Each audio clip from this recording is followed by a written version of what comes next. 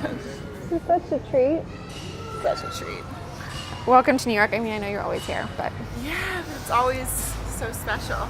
So we were uptown because we're opening a little store in store. I heard the pop-up. Yeah. 5-story. Yep, I'm so excited. It's going to be a very different vibe. It's going to be the Clean Beauty Clubhouse. It's up on the 4th floor, Cool. so it's a little bit more like you have to discover it a little bit. Are you guys going to do events and stuff? Yep, we'll do tons of events around like makeup appointments and things like that, but it's broken up into many little rooms, so we'll have events like we'll have kind of estheticians come in and do treatments. And, Ooh, awesome. Yeah. By the way, are you hungry because the kitchen's about to close and the food here is so good? I don't want you to miss out. I would love to order like some avocado toast. Yes, the avocado toast is so good. I think I'm gonna, in that vein, get the avocado smoothie. I actually like really want to talk about how you got started 3.5 years ago, because first of all, I find it so inspiring. You know, all women entrepreneurs are so inspiring, but I feel like everyone should know your story because it's so good. So I think I was saying that it's been a lot of work, but so worth it.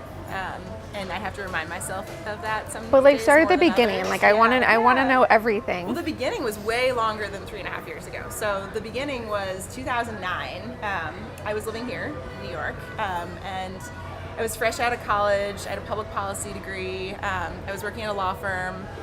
After growing up in DC, like I thought I wanted to make change in some capacity, like get into advocacy. If you grew up in New York, I feel like you think that you're going to go into finance. If you grow up in Boston, it's a lot of healthcare and education. Growing up in DC, it was like a direct path to law school. I moved here after college, was working at the law firm, and I realized that that was not how I was going to be able to like be happy and be making change.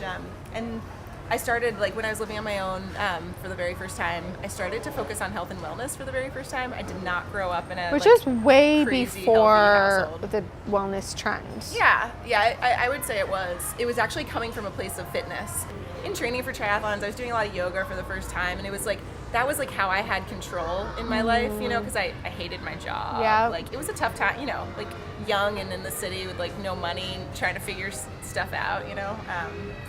And so basically started to do these triathlons and then started to focus on like nutrition for the first time. Like I was going to the Union Square Farmers Market and talking to the farmers. Oh, cool. And it just like, it kind of all spiraled. And so I started like researching online, like recipes, those types of things, and started reading about like making your own skincare products because there was no regulation and because there were so many bad ingredients in skincare. And I was like, what? Yeah. I mean, I've since day one always been obsessed with beauty products. That looks amazing.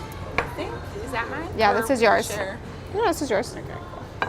I have my avocado smoothie. I don't know how much avocado I should be I'm sure eating. that baby has had a lot of avocado. Yeah. I mean, if you think about it, in 2009, none of these brands even existed. It was like None. Dr. Alkaitis, Trish Alkaitis I met with a bunch, Rachel from Sowala, just a small handful. I was like, I wanted products that weren't like in Whole Foods. I wanted something that performed like my Sephora and Blue Mercury products. And I couldn't find them anywhere. And then once I started finding the brands that made them, they were in like ABC Home and random food stores. Totally. I thought it was funny that there was no specific beauty store for them.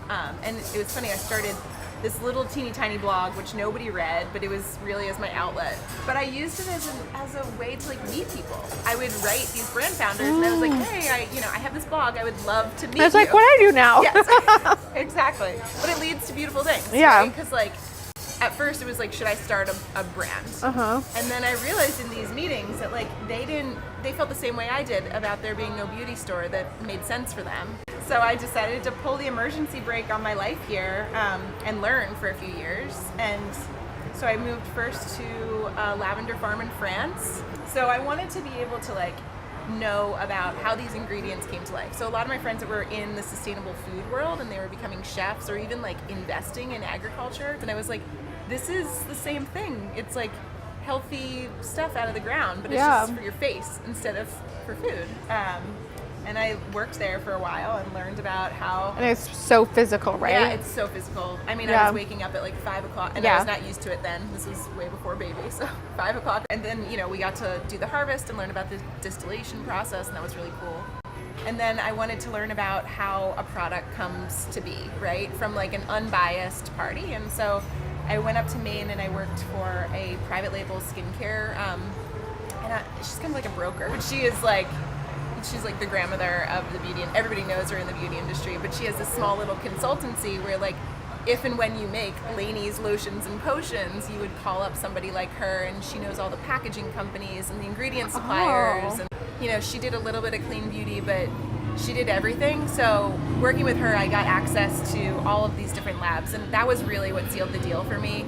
Going into these labs and seeing like La Mer and Maybelline being made on the same line, and it was like, it just made me realize that the beauty industry is all about packaging. Yeah. It's like you're paying $300 for the same thing that costs $3, and it's all about packaging and playing into female confidence issues, like into, everything, and then building a marketing around it and selling it at a really high margin. So I just got really worked up. I think as a woman, it's like really kind of traumatizing when you're like, oh, wait a minute, I'm being preyed upon in a way that I wasn't even aware of, and in a way that's like super uncool. Like, not only am I being told I'm not pretty enough, but I'm also being given products that are toxic. Filled with toxins to support that message. Totally. I mean, that's like why I started the moment, was because it felt so backwards and like violating you. No, it's totally right. And like, I felt really empowered at that point in my life. I was like, I want to make change. I want to own this. Like, I want to go for it. Went to an entrepreneurship program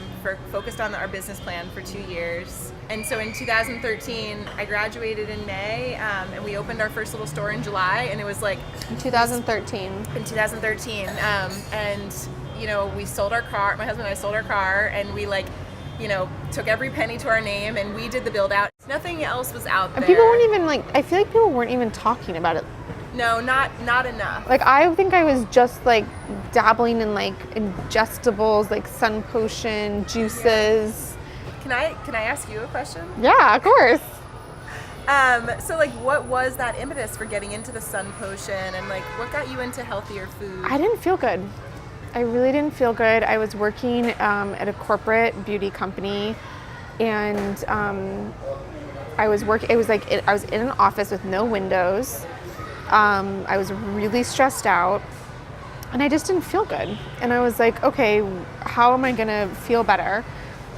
I always kind of go towards food, like in terms of, okay, maybe I must not be getting enough vitamins, I must not be eating the right food. So I started really diving into that side of things, and like tested and trialed every single different cleanse and detox, and then I started, once you start reading, it's like a rabbit hole. God, like you can't unknow that information. You can't unknow that information, and then all of a sudden you're like, oh, wait a minute, if I'm not putting that in my body, why would I put it on my body? And then you start reading about all these fillers, and it's pretty mind-blowing once you open that Pandora's box. What's really cool is that people are now getting in tune with the ingredients that they can feed themselves, and that makes it so much easier for us to teach about the ingredients that you apply to your skin, and how that like, your skin, just like the food that you eat, your skin really likes certain ingredients more than others. Okay, but so backing up for a second because I feel like there's so much confusion around what non-toxic actually means, and there's so many labels, like, okay, clean, organic, non-toxic, safe. It's really hard to understand. It's hard. I mean, honestly, it's hard for us. But do you guys have like one person whose job it is to like... We all are committed to it. We have a couple advisors that are really well respected in the space. We work with environmental health scientists. I have a close advisor who's a biogeneticist, but we had an advisor that helped us build what we call our restricted substance list. It's on our website. It's, I think I've read it. That's like, if any ingredient is on that list, it's not allowed to be in any product sold in Follain. Okay.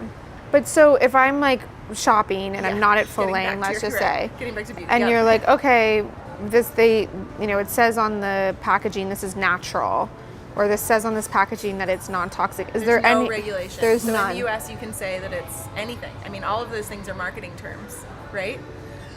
Really? Yeah. So like Joe Schmo can be like, this is non-toxic, Yep. and Anybody can say that. What you have to do is you have to take control and responsibility of reading your own ingredient labels. Ooh. Yeah, or just shop at Follain. or find a trusted retailer or brand, Yeah. And so really to that end, like, as a retailer, we feel the same way about our brands. I saw that you guys went to DC. Yeah. I mean, were that people was receptive really, to? It was super special meeting with these senators. They were totally receptive to it. A couple of them said something that I thought was really impactful and almost like made me emotional. They were just like, "Oh, so this is exactly where we were with the food movement like 15 years ago. People, It feels that way. Constituents are now demanding change, and it's like, oh, that's so cool." That being said, things move really slow in DC. Yeah, so slow. Which is why I chose Follain. And it's like, think about all the stuff that we can do and how many customers we can like reach out to and like educate. And so, I don't know. That's why education is at the foundation of what we do, for sure. Yeah, and because you guys really look at yourselves as like a curation. Yep. Yeah. So we exist to make it as easy as possible for women to like find the best clean beauty out there, because we know that she's like super busy. There's a lot going on. She's like hearing so much noise and getting so much content. So hard to It's so decipher hard to cut through. Yeah. And so like we rarely carry full brands, for better or for worse. We carry like what the brands are best at making. They're hero products. Okay, speaking of which, like, what are your favorite products? Like, what do you? I want to know like the My inside least favorite Tara. question, because I love so many products. And What do you keep in your bag? I have my entire bag with me, Oh, show me. so I'm gonna take it out. Yeah. There's you. nothing more than I love than going through people's makeup bags. Me too. So voyeuristic. And you know what the best part is?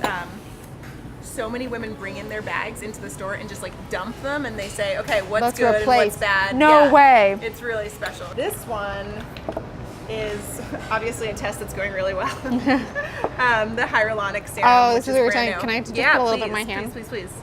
So I realize this is your own this personal is when I get product. like really excited, by the way.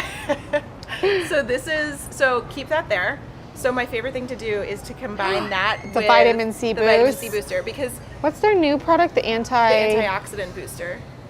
So you can combine the True Botanicals boosters with any water-based serum. It has to be water-based because that's like what activates them really quickly. So this was on your Please spritz that on Instagram. your This face. is like what you start your day with, right? Like, this is what I start everything with. I have one in all of my bags. Like, I travel with Yum. it. So it's the best vehicle to use before putting on a serum. Josh, good one. It's so good. It's so good. I always have a mask with me. Always. The resurfacing mask hero Tata product. And you do that. You guys do that on Follain's Instagram all the time. You're like, oh, someone's in your store and you interview them, and when you're like, what's the one product that you have to have. I yeah. knew she was gonna say that. Yeah. And this is what I mentioned before, the blue cocoon. Oh, I know. I mean, can't live without the blue everybody's cocoon. favorite. I'll put the We have the cap top. on this. Okay. Yeah, I just kind of like douse myself in this every day of my life. Yeah, it's amazing. It's crazy. It's an investment.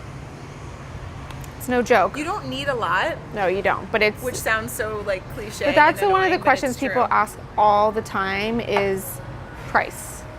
Yeah, and I love to speak to that. So so people will come into our store and say, hey, like, I can find face oils and products in Whole Foods or even in farmers markets that are, a third of the price. Like, what gives? Why is this so different? Basically, it's the difference in sourcing.